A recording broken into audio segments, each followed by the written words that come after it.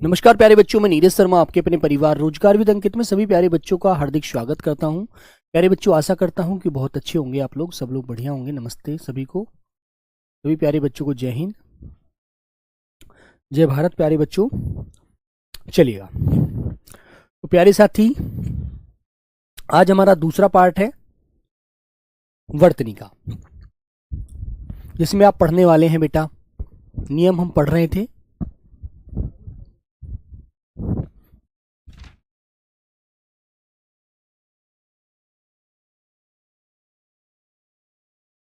तो सब लोग जुड़ जाएंगे जल्दी से। हाँ, नमस्ते भाई, नमस्ते सभी को, जय हिंद, जय भारत। प्यारे बच्चों, वॉइस और वीडियो ओके है? गौरव स्वामी, वेरी गुड। लीजिए बच्चे, चलते हैं वर्तनी की दूसरी क्लास की तरफ।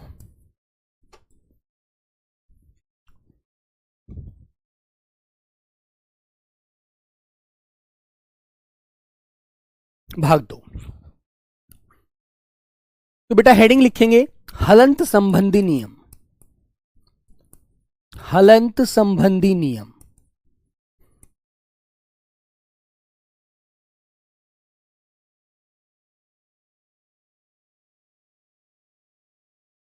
हलंत संबंधी नियम। तो बच्चों लिखिएगा, जिन शब्दों में मान प्रत्यय होता है, जिन शब्दों में मान प्रत्यय होता है, मान प्रत्यय लगा होता है, मान प्रत्यय लगा होता है, वहां मान के अंत में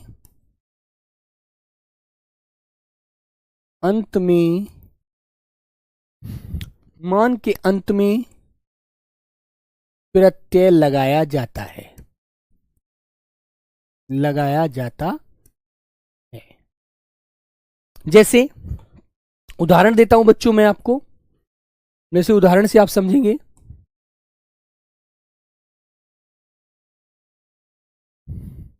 उदाहरण से समझिएगा। जैसे बच्चों मैंने बोला बुद्धिमान,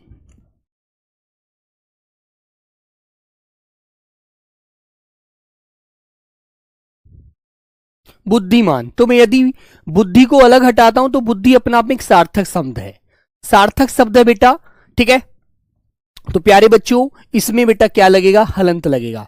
अब जैसे एक बच्चा कह रहा है गौरव स्वामी अपमान, तो बच्चों इसके ऊपर मैं आपको एक बात बताता हूं बेटा। अपमान क्या है? अप एक धातु है और इसमें आपने मान जोड़ा, तो प्यारे बच्चों एक अपने आप में सार्थक शब्द अप बना है, ठीक है।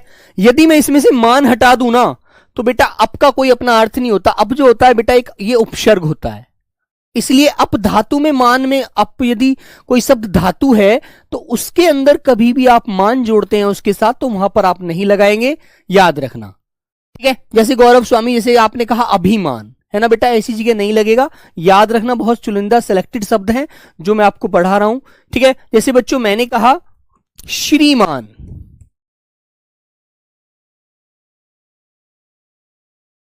और बच्चों मैंने कहा आयुष्मान। क्या बोला बच्चों मैंने? आयुष्मान, आयुष्मान, इन शब्दों में लगेगा, अन्यथा आप कहीं लगाएंगे तो वो गलत हो जाएगा, ठीक है। तो बेटा मैं नोट करके नीचे लिखवा भी देता हूं, नीचे नोट करके लिख भी देता हूं, विशेष करके, विशेष करके याद रखना, धातु के अंत में, धातु के अंत में यदि मान प्रत्यय आता है, यदि मान प्रत्यय आता है तो वहां पर मान शब्द में हलंत नहीं लगाते, मान शब्द में हलंत नहीं लगाया जाता है, नहीं लगाया जाता है।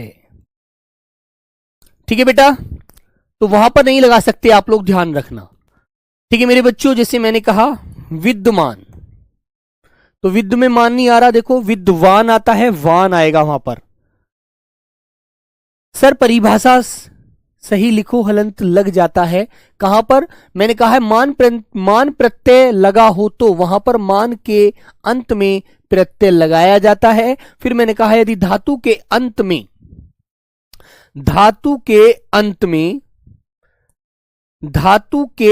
में यदि मान प्रत्यय आता है तो वहां पर मान शब्द में हलंत नहीं लगता। ठीक है बच्चे, याद रखना, जहां पर आप पहले शब्द को अलग हटा करके जोड़ते हैं, जैसे बुद्धिमान, श्रीमान, आयुष्मान, ऐसी जगह लगाएंगे। अब तुम कहने लगो स्वाभिमान, बेटा ऐसी जगह वहां नहीं लगता। ये 2-3 शब्द हैं जो इंपॉर्टेंट है, वो मैंने लिख दिए हैं, इनको आप ध्यान रखना। ठीक है, आगे बच्चों, जैसे प्यारे साथी मैंने बोला, दूसरा पॉइंट आपको क्या याद रखना है, किसी के अंत में चित आए, चित है ना, चित आए, विद आए, वान आए, चित कौमा विद और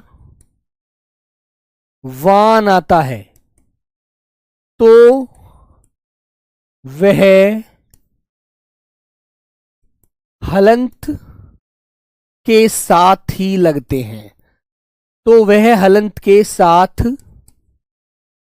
ही लगाए जाते हैं, साथ ही लगाए जाते हैं।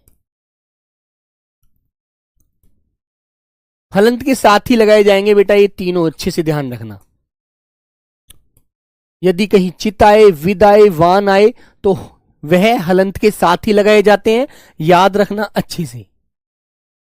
हलंत बेटा लिखना था धनंजय जादव, आप स्वयं लिख देना, कोई दिक्कत नहीं है। यदि परिभाषा में थोड़ा सा अंतर आ रहा है, कहां पर, धातु के अंत में यदि मान प्रत्यय आता है तो वहां पर मान शब्द में हलंत नहीं लगाया जाता। ठीक है, ठीक है बच्चों, तो जैसे मैंने इसके लिए उदाहरण आपको लिखता हूं, उदाहरण से आप समझेंगे। मैंने कहा मेरे बच्चों भाषाविद, ठीक है, भाषाविद, यह शब्द पूछा जाता है कि भाषाविद कैसे लिखा जाता है, भाषाविद। ठीक है, भाषाविद, शास्त्रविद,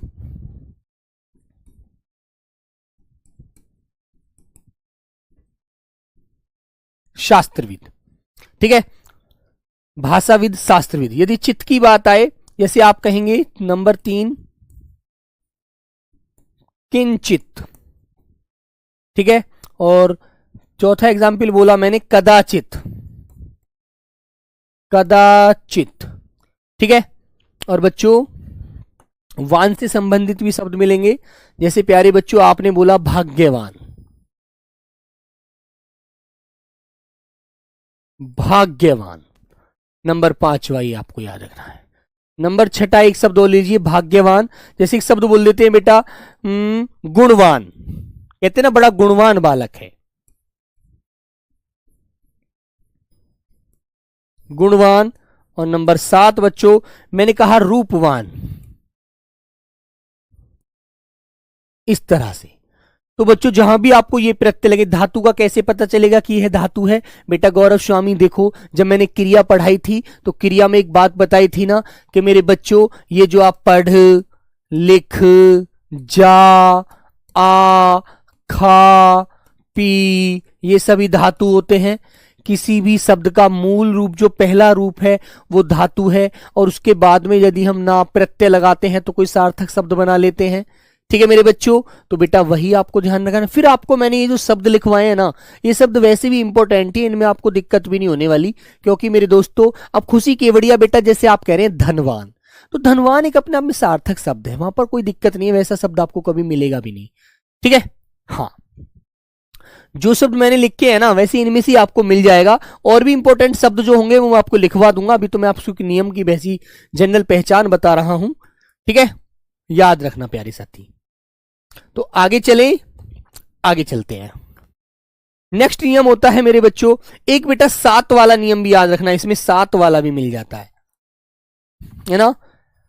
दूसरी तीसरी बात, एक सात की भी याद रखना, सात लगा मिल जाता है कभी कभी। तो बेटा जैसे आप कहते हैं आत्मसात, आत्मसात है ना, आप कहते हैं भूमि सात, ये सात लगे भी शब्द कभी मिल जाए तो इनको भी ध्यान रखना, ठीक है। हाँ क्लियर बच्चों। हाँ अब हम नेक्स्ट नियम की तरफ चलते हैं, लिखेंगे इक संबंधी नियम, इक संबंधी नियम। जो शब्द मैंने बोले हैं ना, 2 4 5 शब्द लिखे हैं, उन पर ज्यादा ध्यान देना बेटा। और कोई शब्द यदि ऐसा प्रत्यय वाला होगा, सॉरी हलंत वाला, तो वो शब्द मैं आपको अलग से लिखवा भी दूंगा वर्तनी में, टेंशन मत लेना, ठीक है मेरे बच्चे। चलो तो बच्चों एक बात मैं आपको बताता हूं, जिस शब्द के अंत में एक प्रत्यय होता है, जिस शब्द के अंत में, शब्द के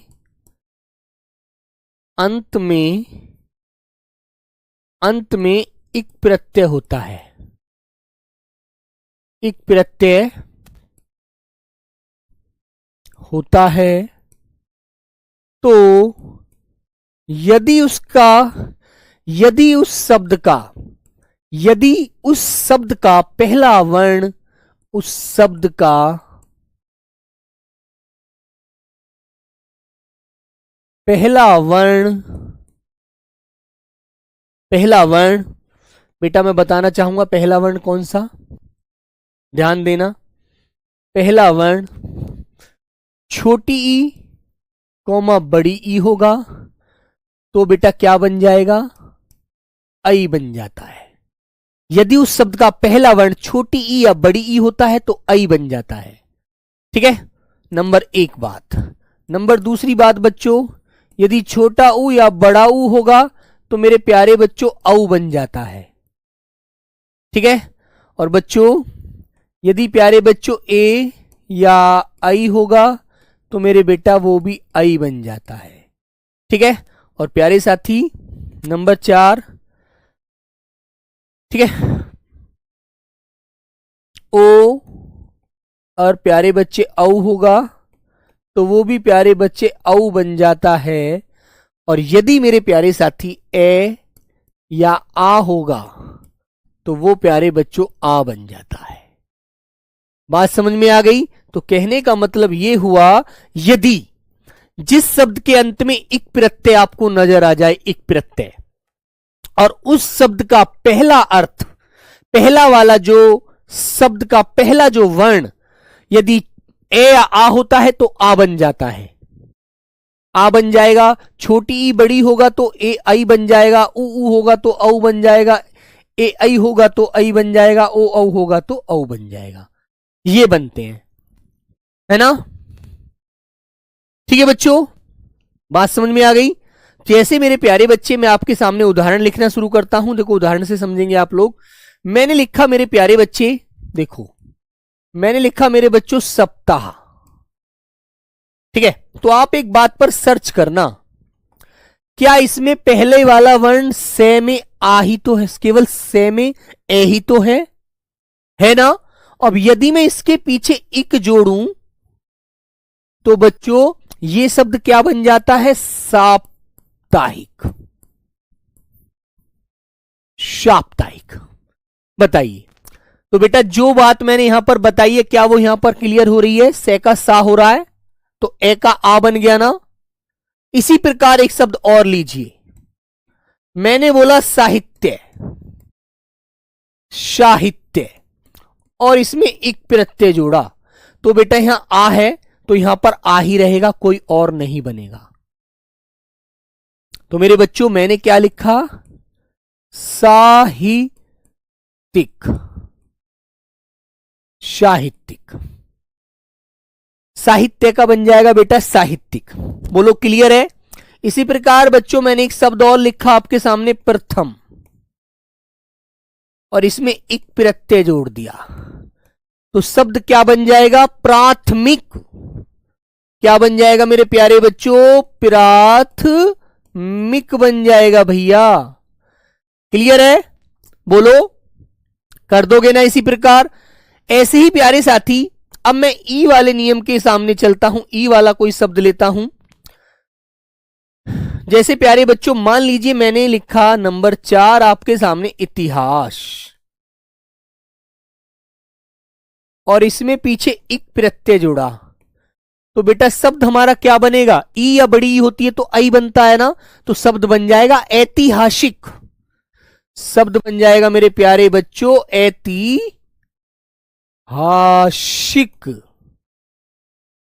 ऐतिहासिक बोलो, क्लियर है ना? बोलो भैया, स्पष्ट कर दोगे? ऐसे ही बच्चों नंबर 5वां एक शब्द लिया मैंने, उद्योग। उद्योग में इक प्रत्यय जोड़ा, तो इक लगाने पे क्या बना देंगे आप लोग?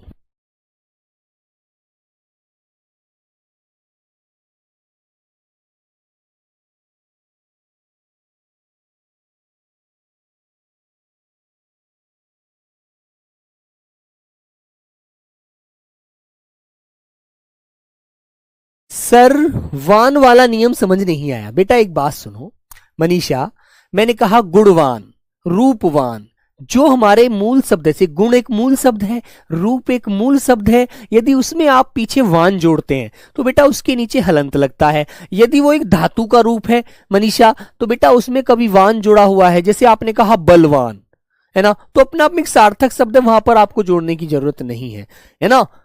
क्लियर है ना? क्योंकि बल के पीछे बहुत सारे शब्द उससे बन सकते हैं, वो एक धातु है, उससे अनेक क्रिया बन सकती है ना? तो इसलिए आप ध्यान रखो। तो ऊ से क्या बन जाएगा? औद्योगिक। औद्योगिक बन जाएगा। वेरी गुड बच्चों, बताइए भाई, सब लोग स्पष्ट कर दोगे ना इस प्रकार? ऐसे ही मेरे प्यारे बच्चे मैंने एक शब्द लिया बेटा आपके सामने, जैसे ऊ वाला भी हो गया, आप या यही शब्द होते हैं। एक शब्द लिया मैंने, अब आप मुझे आप बना के दिखा दीजिए। मैंने आपके सामने एक शब्द लिखा धर्म, और इक जोड़ दिया इसमें प्रत्यय, तो मेरे प्यारे बच्चों क्या शब्द हो जाएगा? एक लिया बेटा मैंने वर्ष, और वर्ष में आपके सामने इक जोड़ दिया, ठीक है। और बच्चों एक शब्द लिया मैंने मेरा नंबर 8 विज्ञान। विज्ञान शब्द लिया और इसमें इक प्रत्यय जोड़ दिया, तो शब्द क्या बनेगा? सब लोग बता दो, जल्दी से बता दो भैया। तो बेटा धर्म से बन जाएगा धार्मिक। धर्म से बन जाएगा धार्मिक, है ना?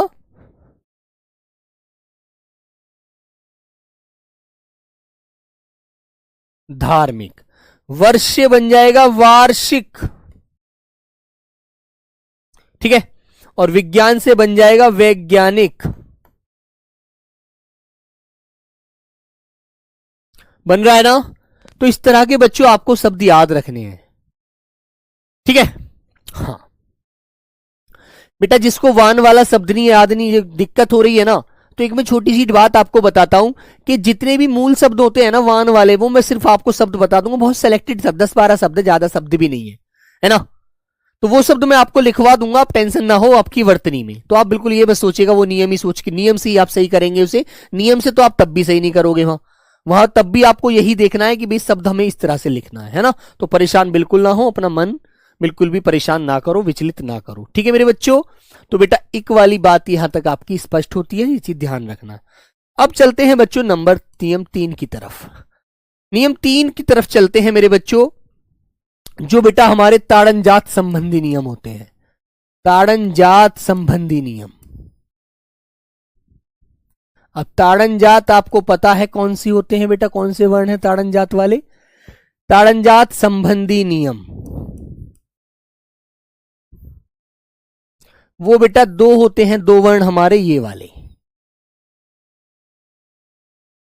ये वाले जो वर्ण होते हैं 2 ताड़नजात संबंधी बेटा 2 वर्ण होते हैं हमारे, डे और ढे। डे डमरू, ढे ढक्कन बोलते हैं नॉर्मल तो इन्हें, है ना? लेकिन प्यारे बच्चों बेटा कल से आपकी अग्नि प्रैक्टिस सेट सीरीज कल मैं 12 बजे से शुरू करने वाला हूं, और उसमें मैं प्रीवियस क्वेश्चन कराऊंगा आपको, जो पीछे पेपर में पूछे गए क्वेश्चन है ना? उन्हीं के आधार पर फिर आगे मैं प्रैक्टिस सेट करूंगा, जो आपका बेटा रोजगार डिफेंस चैनल पर चलेगा, ये है ना? सुबह दोपहर 12 बजे, याद रखना सब लोग कल मुझे वहां पर मिलना, जिससे आप लोगों को यह पता चल सके कि पेपर का लेवल कैसा रहता है, ठीक है। और उसी के आधार पर मैं आगे भी क्वेश्चन डिजाइन करूंगा, उसी की तरफ पे आपको सारी चीजें पढ़ाऊंगा। तो बच्चों समझिएगा, नंबर 1 पहला नियम आपको क्या याद रखना है, लिखिएगा, लिखें, यदि ताड़नजात वर्ण से पहले, ताड़नजात वर्ण से पहले अनुस्वार आता है, अनुस्वार आता है तो ताड़नजात नहीं लगाते, आता है तो ताड़नजात का प्रयोग, ताड़नजात का प्रयोग नहीं किया जाता, प्रयोग नहीं किया जाता है, ठीक है। ताड़नजात का प्रयोग नहीं किया जाता है। जैसे समझ रहे हैं ना आप लोग, मैं आपको उदाहरण से समझाऊंगा इस बात को तो आपको अच्छे से समझ में आएगा। जैसे प्यारे बच्चों, मान लीजिए कहीं पर ताड़नजात वर्ण आता है ना, तो प्यारे बच्चों आपको याद रखना, यदि उससे पहले अनुस्वार आ रहा है ना तो ताड़नजात मत लगाना। जैसे उदाहरण से समझेंगे आप लोग, मैंने बोला प्यारे बच्चों ढंग, अब ढंग आ गया तो तुम कहोगे यार ढक्कन, यहां पर तो नीचे भी हम ताड़नजात लगा सकते हैं, ताड़नजात के नीचे की बिंदी तो होती है, तो मेरे बच्चे कभी नहीं लगाना, ठीक है। मैंने कहा बेटा ठंडा, तो कभी भी आप इसके नीचे ताड़नजात मत लगाना, ठंडा। मैंने कहा पंडित, पंडित, तो पंडित कभी मत लगाना, ठीक है बच्चों। मैंने कहा अड्डा, अड्डा, अड्डा नहीं ठंडा लिखिए, ठंडा, ठंडा हो गया। डंडा लिखिए, डंडा, डंडा आदि। इस तरह के कभी भी आपको कोई शब्द मिले जिसके ऊपर अनुस्वार लगा हो पहले, तो आप इसके बाद वाले वर्ण के नीचे कभी भी ताड़नजात मत लगा देना। यदि ताड़नजात आपने लगा दिया तो आपका आंसर गलत हो जाएगा।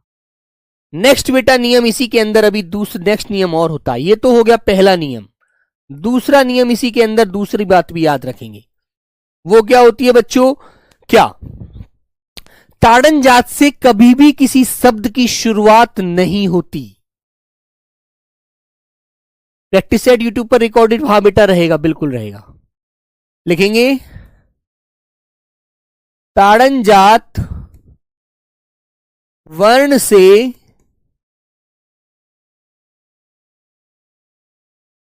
कभी भी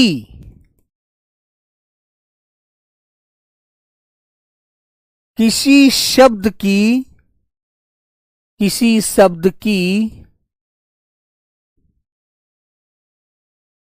शुरुआत नहीं होती, नहीं होती है, नहीं होती है ना।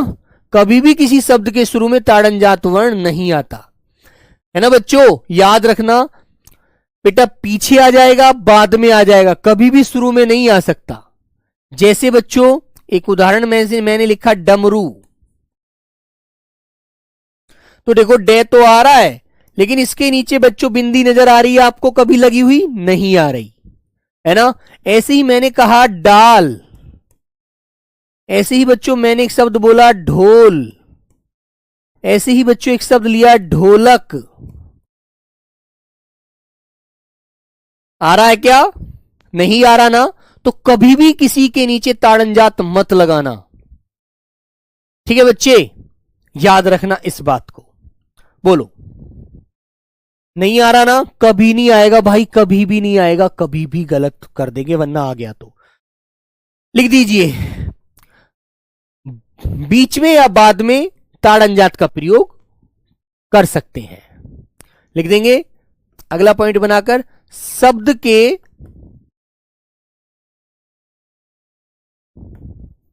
बीच में या बाद में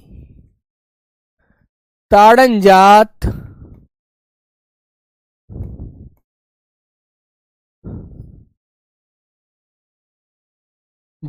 लगाया जा सकता है।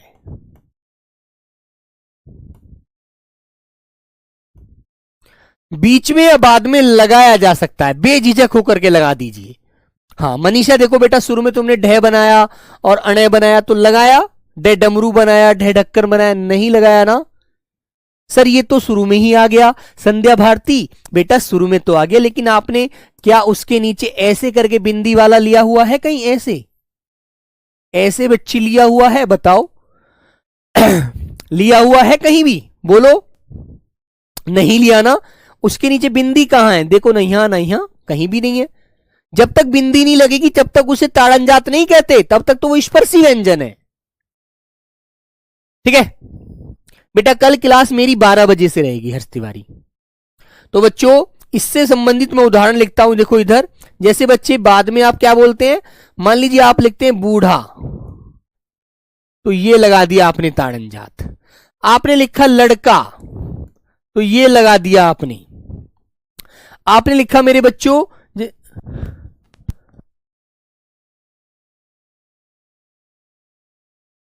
लड़की, तो ये लगा दिया बेटा, है ना। बोलो, मैंने बोला सड़क, ये लगा दिया आपने। आपने कहा कड़क, ये लगा दिया। लग रहा है ना सबके नीचे? देखो यहां भी लग रहा है, यहां भी लग रहा है, यहां भी लग रहा है, यहां भी लग रहा है, यहां भी लग रहा है। लग रहा है ना? बीच में भी लगा सकते हैं, बाद में आए ये है ताड़न जात वाला वर्ण, वहां भी लगा सकते हैं, लेकिन शुरू में कभी नहीं लगेगा। शुरू में इससे कोई भी शब्द मेरे प्यारे बच्चों नहीं बस लिखा जा सकता। लड़का, लड़की, सड़क, बूढ़ा, मेंढक, सॉरी मेंढक में तो नहीं आएगा, अनुस्वार आता है ना। लकड़ी, कुछ भी आए, तुम कहो लकड़ी,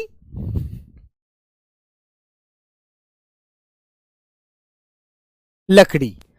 तो मेरे प्यारे बच्चे, जब किसी शब्द में बीच में या बाद में ये वर्ण आता है तो वहां पर आप लगा दीजिए, है ना। तुम कहो गड़गड़ाहट, गड़गड़ाहट, वहां भी लगा सकते हैं आप, है ना।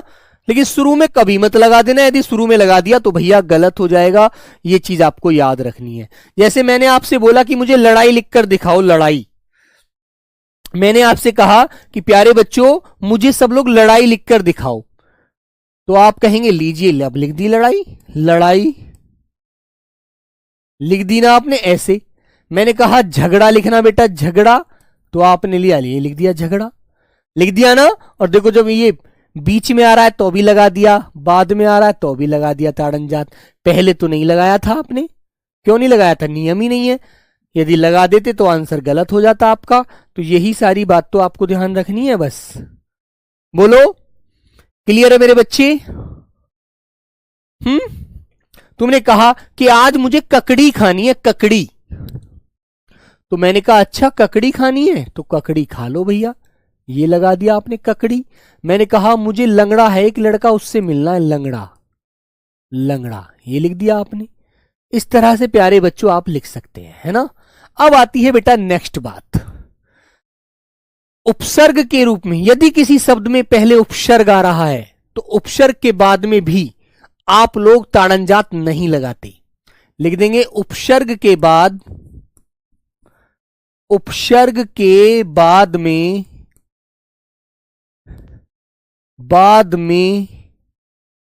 ताड़नजात नहीं लगाया जाता। ताड़नजात का प्रयोग, जात का प्रयोग नहीं किया जाता है, नहीं किया जाता है। ठीक है, नहीं किया जाता। जैसे प्यारे साथी, इसके बेटा उदाहरण बहुत कम मिलते हैं। जैसे एक उदाहरण बड़ा इंपॉर्टेंट सा उदाहरण है, सिंपल भी है, यही होता है। तो निर्जा मैंने एक शब्द लिखा निडर, एक शब्द लिखा बेटा निडर। अब नी में से यदि मैं निडर में से नी हटा दूं, नी हटा दिया मैंने, तो बेटा ये डर मूल शब्द बच गया ना। तो क्या इसके नीचे ताड़नजात लग रहा है? नहीं लग रहा ना, तो उपसर्ग के बाद में ताड़नजात का प्रयोग नहीं किया जाता। ठीक है, बताओ बच्चों। अब एक अपवादित शब्द होता है बेटा, अपवाद जो होता है, जो अपवाद है वो कौन सा शब्द है? जैसे बच्चों मैंने कहा अनपढ़, अनपढ़ तो यहां तो है, तो बेटा इसमें क्या है, अन तो आपका उपसर्ग है और पढ़ है मूल शब्द। ठीक है, तो मेरे बच्चों ये पढ़ जो है पर ये धातु है ना, पढ़ना, पढ़ना से पढ़ना क्रिया बन जाती है ना, तो बच्चों यहां तो लग जाएगा ये ताड़नजात, लेकिन बेटा ये अपवाद में आता है। ये नियम का अपवाद है, जो नियम के अनुकूल नहीं होता, अलग होता है, प्रतिकूल होता है। ऐसे एक इंग्लिश का शब्द ले लेते हैं हम लोग कि यार तुम तो इस पार्टी के लीडर हो, लीडर हो तुम तो इस पार्टी के, तो बेटा ली इसमें से अलग हटा दिया और डर उपसर्ग, डर पीछे रह गया, तो डर अपने आप में मूल शब्द है, और उसके आगे यदि हमने ली हटा दिया तो भैया तब भी आप इंग्लिश के शब्द में यहां भी प्रयोग कर सकते हैं। लेकिन एक नियम होता है इस ताड़नजात के ऊपर कि अंग्रेजी के शब्दों में ताड़नजात कभी नहीं लगाया जाता, जो अंग्रेजी के बने हुए शब्द होते हैं। जैसे आगे भी लिख दीजिए, इस बात पर भी आ जाइए, लिख देंगे अंग्रेजी के शब्दों में, अंग्रेजी के शब्दों में ताड़नजात नहीं लगाया जाता, नहीं लगाया जाता है, नहीं लगाया जाता है। अब तुम कहोगे इसके उदाहरण भी होने चाहिए, तो उदाहरण बेटा जैसे आप लिखेंगे रोड, रोड, उदाहरण बेडरूम,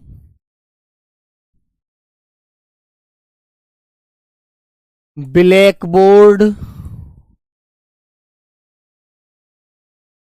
है ना, ब्लैक बोर्ड, रोड, बेडरूम, है ना बच्चों, रेडियो, रेडियो, है ना, और बच्चों मैंने बोल दिया बोर्ड। तो कभी भी आप अंग्रेजी के शब्दों में भी ताड़नजात नहीं लगा सकते, अंग्रेजी के शब्दों में भी आप ताड़नजात का प्रयोग नहीं कर सकते बेटा, है ना। जैसे इंग्लिश का शब्द लीडर होता है, लीडर, है ना बच्चों। जैसे बालक कह रहा है सर जी रीडिंग, तो बेटा रीडिंग कभी नहीं लगेगा ताड़नजात, रीडिंग करना मतलब पढ़ाई करना, है ना। ठीक है बच्चों, आगे आ जाइए भैया, लिखेंगे द्वित्व व्यंजन आने पर भी, द्वित्व व्यंजन का प्रयोग होने पर भी, व्यंजन का प्रयोग होने पर भी, होने पर भी ताड़नजात नहीं लगाते, ताड़नजात नहीं लगाते।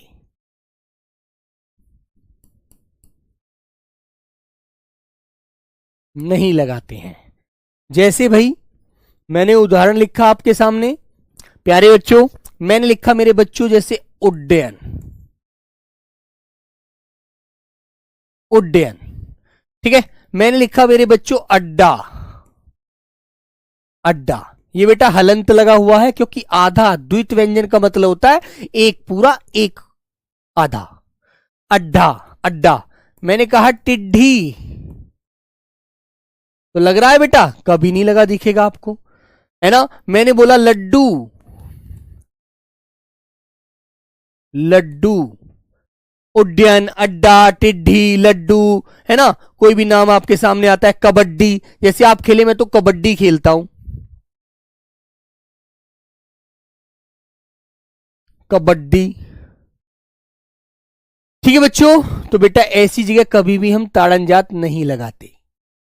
बोलो बेटा, बोलो प्यारे बच्चे, और कोई आपके मन में बात है तो बताइए। ठीक है भाई, तो ये बेटा हमारा ताड़नजात वाला नियम था, इसको आप ध्यान रखेंगे। अब आगे एक नियम आता है बच्चों के अनुस्वार के बाद स्पर्शी व्यंजन का पांचवा वर्ण आ जाता है अनुस्वार की जगह। ये जो अनुस्वार है ना बच्चों, अनुस्वार के स्थान पर, के स्थान पर स्पर्शी व्यंजन का, स्पर्शी व्यंजन का पांचवां वर्ण आ जाता है, आ जाता है। ठीक है, अब वो पांचवा वर्ण कैसे कैसे आ जाता है भाई, उसको भी आप समझेंगे। जैसे बच्चों मैंने एक शब्द लिखा आपके सामने, पंप, एक उदाहरण लिखा बेटा पंप, तो आपको ये अनुस्वार नजर आ रहा है, अनुस्वार नजर आ रहा है बच्चे। तो अनुस्वार के रूप में आप उसी वर्ग का, जैसे पे वर्ग आ रहा है अनुस्वार के बाद में, इसी वर्ग का पंचमा अक्षर ले आते हैं। सागर सिंह बोरा जी कह रहे हैं सर जी डे और अणे में क्या अंतर है। बेटा जो इसके नीचे बिंदी लग जाती है ना, वो उत्क्षिप्त ध्वनि होती है, उससे कभी भी कोई शब्द नहीं लिखा जाता शुरू में, उसे शब्द के बीच में या बाद में तो प्रयोग कर लेते हैं, लेकिन शुरू में कभी प्रयोग नहीं करते। ये इतनी सारी बातें मैंने यही तो बताई हैं जो पीछे लेकर चला। ये उत्क्षिप्त ध्वनियां हैं, ये गड़गड़ाहट पैदा करती हैं बेटा। ठीक है मेरे प्यारे बच्चे, तो बच्चे आपको याद रखना है, तो इसकी जगह आप देखो मैं आपको बताता हूं, ये अनुस्वार हो गया और इसके बाद में आ रहा है पे वर्ण, तो पे वर्ग का पंचमा अक्षर लेते, पे, फे, बे, भे और बेटा मैं, तो पंचमा अक्षर आ जाता है इस अनुस्वार की जगह। तो बच्चों जैसे मैं आपके सामने एक शब्द लिखता हूं पंप, ऐसे है ना। अब ऐसे ही बच्चों एक शब्द मैंने आपके सामने लिखा दूसरा चंचल, चंचल, तो आप देखेंगे अनुस्वार के बाद में चे आ रहा है, तो इसी का पंचमा अक्षर क्या आ जाएगा, चे। तो बेटा चे के बाद आप बोलेंगे चे, छे, जे, झे, अइया, तो मेरे प्यारे बच्चों आप अइया बना देंगे इस प्रकार, चंचल, ऐसे उसी वर्ग का, है ना। और बच्चों एक शब्द लिया मैंने, जैसे आपके सामने एक नाम लिखा है एक लड़की का, अंजलि, बड़ी की मात्रा चढ़ा दी नाम में, तो है ना अंजलि, और गीतांजलि में ई की मात्रा छोटी कर देते हैं अंजलि के ऊपर, वर्तनी की दृष्टि से बेटा जो लिखते हैं ना अंजलि को, ऐसे।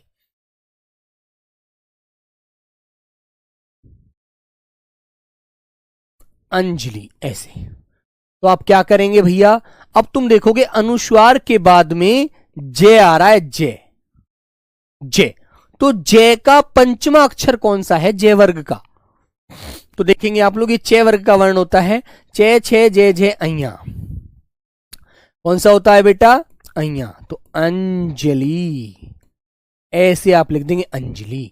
अब मुझे आप लोग लिखकर दिखाइए बेटा, मैंने आपके सामने लिखा शंकर और बच्चों गंगा, चलो शंकर और गंगा, बताइए भाई। सर जी वॉइस मिसमैच हो रही है, अच्छा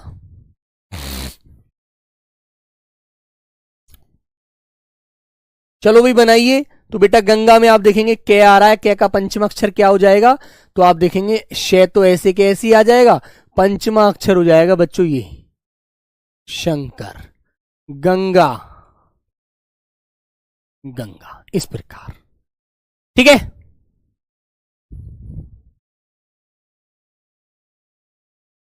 बेटा पंखा में तो न आता है, उसकी जगह पंचमा अक्षर आ जाएगा अनुस्वार की जगह, पंखा, पंखा को आप ऐसे भी लिख सकते हैं, खे आ रहा है, पंखा आप ऐसे भी लिख देंगे, है ना। जैसे आपको पता है संधि लिखते हैं आप लोग, संधि ऐसे भी लिख देते हैं आप लोग, तो तुम्हें पता है भाई अनुस्वार के बाद में धे है, ते, थे, दे, धे, ने, तो बेटा संधि में आप अनुस्वार की जगह ने बना देते हैं, संधि।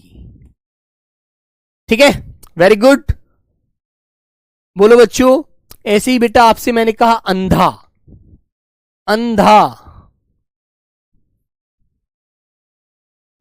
अंधा, तो आप क्या करेंगे, अनुस्वार की जगह न बन जाता है अंधा। अब ये पंचमा अक्षर होता है बेटा, पंचमा, ने जो है पंचमा अक्षर है ना, याद रखना। ओके है सर वॉइस, अच्छा भाई सौरभ गुर्जर। अभिषेक बेटा अपना नेटवर्क चेक करिए। तो प्यारे बच्चों यहां तक की बात आपको पता लग गई। अब बच्चों हम रे संबंधी नियम और है उसको और समझ लीजिए। रे संबंधी नियम जो होता है हमारा, तो बेटा रे हमारे हम तीन प्रकार के प्रयोग करते हैं। एक तो रे होता है हमारा ये सामान्य, जिसका प्रयोग कहीं भी किया जा सकता है, जिसका प्रयोग कहीं भी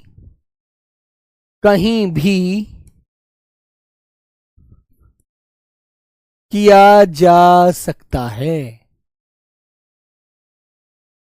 कहीं भी किया जा सकता है। ठीक है ना, जिसका प्रयोग कहीं भी किया जा सकता है।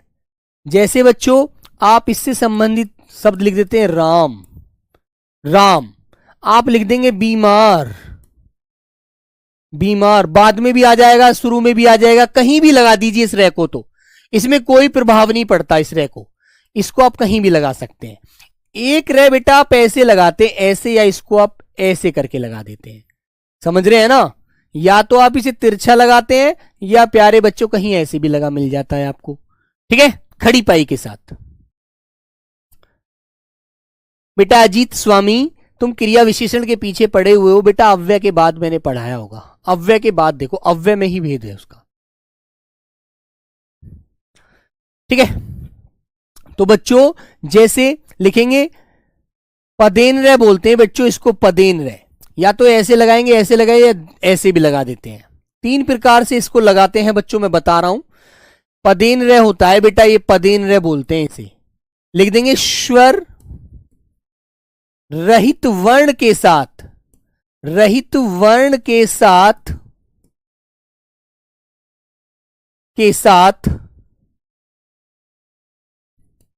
पदेन रे का प्रयोग किया जाता है, का प्रयोग किया जाता है। जिस वर्ण में स्वर नहीं होगा ना उसके साथ बेटा ये पदेन रे लगता है।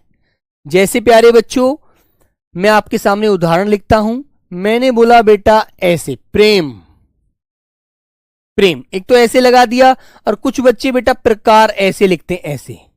तो देखो ये ऐसे करके भी रे लगा देते हैं, इस तरह से लगाते हैं ना बहुत सारे बच्चे, याद रखेंगे। अब बच्चों ये वाला जो रे है, ये वाला रे कहां लगाते हैं, ये भी आप ध्यान रखना। इसका प्रयोग आप करते हैं गोल पाई वाले वर्ण के साथ। तो ये तो आ गया बेटा स्वर रहित वर्ण के साथ, या फिर आप इसे खड़ी पाही के साथ कर दीजिए, खड़ी पाई के साथ। ठीक है, अब बच्चों लिखेंगे ये वाला रे जो होता है, ये भी पदेन ही होता है, लेकिन ये लगता है गोल पाई वाले वर्ण के साथ, गोल पाई वाले वर्ण के साथ आपको ये इस रूप में लगा दिखता है। जैसे प्यारे बच्चों मैंने उदाहरण लिखा ट्रक, तो ट्रक में बेटा ये रे इस प्रकार लग रहा है ना, इस प्रकार। ड्रामा, ड्रामा, ठीक है, ड्रम आदि। ऐसे वर्णों के साथ आप इसे लगाते हैं, ये वाला। और एक रे होता है बेटा रेफ, रेफ रे जो होता है जिसमें प्यारे बच्चों स्वर नहीं होता, इसे रेफ रे बोलते हैं, रेफ रे। मतलब कहने का मतलब ये स्वर रहित होता है। ठीक है बेटा, ये वाला जो पदेन रहते स्वर रहित वर्ण के साथ लगता है, ये खुद स्वर रहित होता है ना। शिवम बेटा वो संस्कृत वाला रे होता है जो गृह में लगता है, श्रृंगार में लगता है। लिखेंगे रेफ रे का प्रयोग, रेफ रे का प्रयोग अपने से आगे वाले वर्ण के ऊपर किया जाता है, अपने से आगे वाले वर्ण के ऊपर, और इसकी आवाज आधी होती है बेटा, वर्ण के ऊपर ऊपर किया जाता है। ऊपर किया जाता है। जैसे बच्चों मैं आपको दिखाता हूं, आपने लिखा मेरे प्यारे बच्चों आशीर्वाद, तो जहां ये बोला जा रहा है ना, बोला तो ये यहां जा रहा है, लेकिन चढ़ाया अपने से आगे वाले वर्ण के ऊपर जा रहा है, आशीर्वाद, ऐसे है ना बच्चों। शर्मा, शर्मा, वर्मा, कर्मा, है ना, निर्मल, दुर्बल, इस प्रकार। ठीक है, तो बेटा ये रे संबंधी नियम है, ये रे संबंधी नियम है, ये आपको इस प्रकार ध्यान रखना है ना। ये रे संबंधी नियम आपको इस प्रकार याद रखने हैं। और प्यारे बच्चों एक रे होता है बेटा, जो ये रे ऋषि वाला रे होता है जो नीचे लगता है ना। तो प्यारे बच्चों इसको भी अच्छे से ध्यान रखेंगे आप लोग। उसको कहां लगाते हैं आप लोग, लिखेंगे यह संस्कृत भाषा का स्वर होता है। इसकी जो ध्वनि होती है, इसकी ध्वनि रे धन छोटी वाली ई के मेल से बनती है। ठीक है, रे धन छोटी वाली ई के मेल से बनती है। तो प्यारे बच्चों याद रखना, और इससे बनने वाला हर शब्द भी संस्कृत का ही होता है, वो भी आपको ध्यान रखना है। जैसे बच्चों मैंने लिखा श्रृंगार, गिरह, कृपा, कृषि, कृषक, संस्कृत। ठीक है ना। और बच्चों जैसे मैंने कहा पृथ्वी, ठीक है भाई। और प्यारे बच्चे कृपया, ऐसे है ना।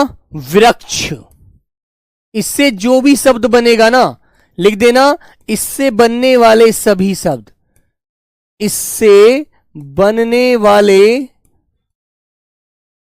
वाले सभी शब्द संस्कृत के होते हैं।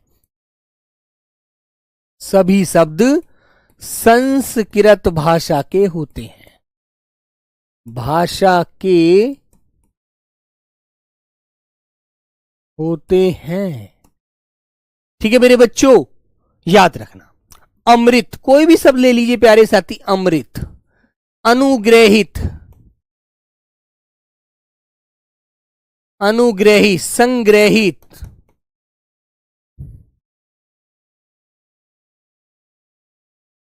ठीक है।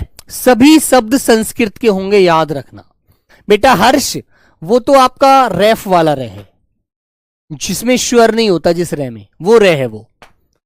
ठीक है मेरे प्यारे बच्चों, तो बेटा यही थी आपके वर्तनी के जो मोटे मोटे नियम थे जो मेरे को आपको पढ़ाने थे। अब कल को मैं आपसे शब्द पूछूंगा। ठीक है बेटा। मनीषा कृपया में आधा पे बनाते हो, गलत बनाते हो। ठीक है, पूरा बनाया करो, पूरा बनाया करो, गलत मत कर देना। कभी ऐसे करके कृपया लिख देते होगे आप, ऐसे तो नहीं लिखते हो कृपया आप, ऐसे बेटा गलत। पे पूरा बनाओ, कृपया, पया, कृपया, कृपया, कृपया। ठीक है, याद रखना, आधा मत बना देना। चलो बच्चों आज की क्लास को यही विराम देते हैं, तो कल मिलते हैं फिर और अच्छे अच्छे शब्दों के साथ। तो सभी लोगों को मेरे साथ इसकी प्रैक्टिस करनी है। ठीक है, फिर प्यारे बच्चों हम चलेंगे आगे। और मेरे बच्चों कल आपका 12 बजे मैं प्रैक्टिस सेट लेकर आऊंगा। वो प्रीवियस पेपर का ही कोई ना कोई सेट होगा जिसे मैं पूरा आपको कराऊंगा। कल पहला कुछ सेट है जिसमें आपको दिखाना चाहूंगा कि कैसे पेपर आता है। ठीक है, फिर उसके अनुसार आगे भी हम तैयारी अपनी लगातार रखेंगे। तो मेरे प्यारे दोस्त, जो हमारी ऐप की क्लासें हैं वो लगभग अब खत्म की तरफ ही चल रही हैं। जो बेटा CISF फायरमैन वाले बच्चे हैं उनके कुछ टॉपिक रह गए हैं, वो टॉपिक मैं अलग से उन्हें कराऊंगा। ऐसा नहीं है कि मैं किसी का सिलेबस छोड़ दूंगा, याद रखना। ओके, बाय बाय, नमस्ते, जय हिंद, लव यू प्यारे बच्चों, tata, bye bye, take care.